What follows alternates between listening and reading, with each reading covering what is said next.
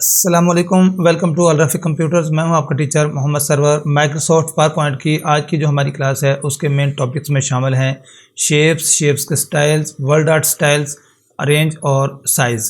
तो वक्त ज़ाया किए बिना आज की क्लास का हम आगाज़ करते हैं।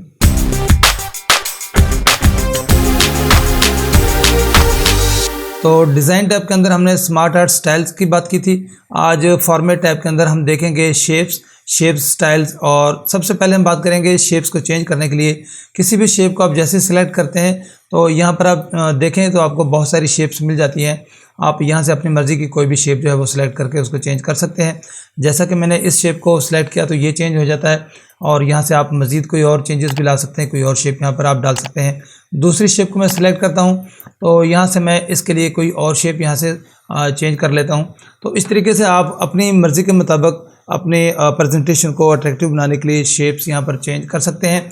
और अगर आपको इन शेप्स के साइज़ को छोटा या बड़ा करना है तो आप यहाँ से लार्जर पे क्लिक करेंगे तो शेप्स का जो साइज़ है वो बड़ा हो जाता है, और अगर आप स्मॉलर पे क्लिक करें तो शेप्स का जो साइज़ है वो छोटा हो जाता है। इसके साथ आप देखें तो शेप्स के स्टाइल मौजूद हैं। किसी भी शेप को सिलेक्ट कर लें, जैसा कि मेरे पास ये वाली शेप है, इसको सिलेक्ट करूं तो शेप स्टाइल्स के अंदर आपको यहाँ पर काफ़ी सारे कलर्स मिल जाते हैं। तो यहाँ से जिस भी कलर को आप क्लिक करेंगे वो कलर अप्लाई हो जाता है। आप यहाँ से बार बार रैंडमली चेंज करके अपनी मर्ज़ी के मुताबिक कोई भी कलर सेलेक्ट कर सकते हैं। और अगर आपको यहाँ से आपकी मर्ज़ी का कोई कलर नहीं मिलता है, आपको कोई डिफरेंट कलर चाहिए, तो शेप फिल के यहाँ पर आपको ऑप्शंस मिल जाती हैं। तो यहाँ पर जाएं और आपको यहाँ पर डिफरेंट कलर्स की ऑप्शंस मिल जाती हैं। आप यहाँ से कोई भी अपनी मर्ज़ी का कलर चूज़ करके शेप का कलर फिल कर सकते हैं। और इसके साथ अगर आप देखें तो शेप की आउटलाइंस की ऑप्शन मिल जाती हैं। अगर आप आउटलाइन लगाना चाहते हैं शेप को तो यहाँ पर जाएँ और यहाँ से शेप पर कोई भी कलर जो अप्लाई कर देंगे वो आउटलाइन लग जाएगी।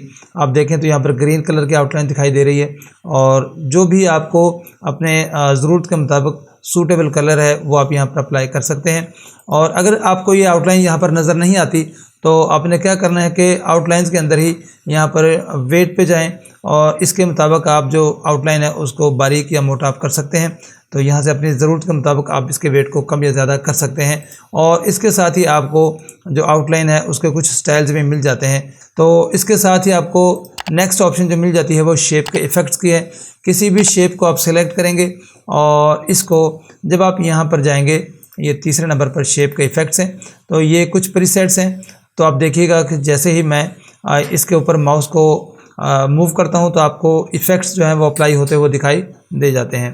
तो आप अपनी मर्ज़ी के मुताबिक यहाँ से कोई भी इफ़ेक्ट अप्लाई कर सकते हैं। मैं फ़िलहाल इफ़ेक्ट अप्लाई नहीं करूँगा, मैं सिर्फ आपको रैंडमली इनके जो इफ़ेक्ट्स हैं उनके प्रीव्यू दिखा दूँगा। यहाँ पर रिफ्लेक्शन की ऑप्शन मौजूद है, तो आप रिफ्लेक्शन यहाँ पर अप्लाई कर सकते हैं।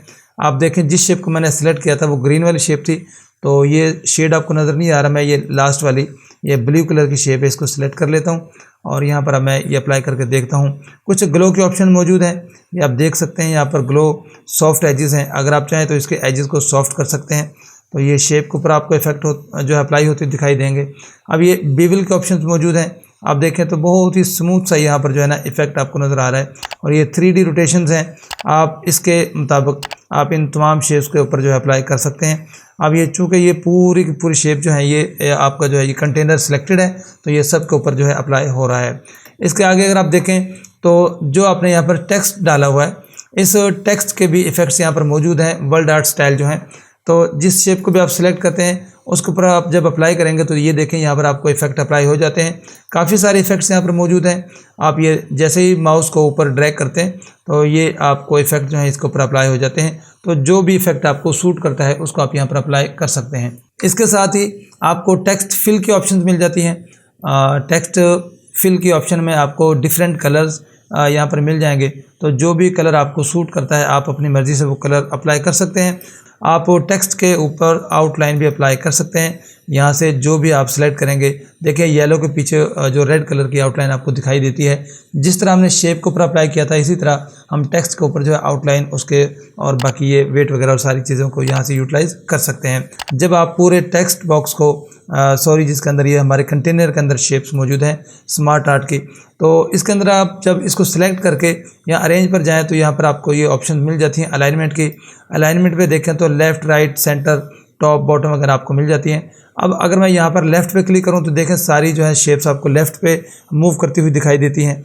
और अगर मैं यहाँ से इसको राइट कर दूँ तो देखिएगा हल्का सा स्मूथ आपको, क्योंकि इसका साइज़ काफ़ी मैंने बड़ा किया है, जगह कम है, तो राइट पे क्लिक करता हूँ तो देखें शेप जो है वो राइट की तरफ चली जाती हैं और इस तरीके से बॉटम और टॉप पे भी ये चली जाती हैं। हाइट है और ये विड्थ है, अगर आप यहाँ पर ये देखिएगा इसका साइज़ कम ज़्यादा कर सकते हैं, ये ज़्यादा हो रहा है और यहाँ से ये इसका साइज़ जो है पूरा जो है आपके जो स्मार्ट आर्ट स्टाइल्स हैं इनका जो है साइज़ कम हो रहा है और ये हाइट की तरफ था। अब अगर आप इसके विड्थ को देखें तो विड्थ के लिहाज से इसका साइज़ ज़्यादा और ये इसका जो साइज़ है वो कम हो जाता है। तो मिलते हैं अपनी नेक्स्ट क्लास में किसी नेक्स्ट टॉपिक के साथ, तब तक के लिए इजाज़त दीजिए। अल्लाह हाफ़िज़।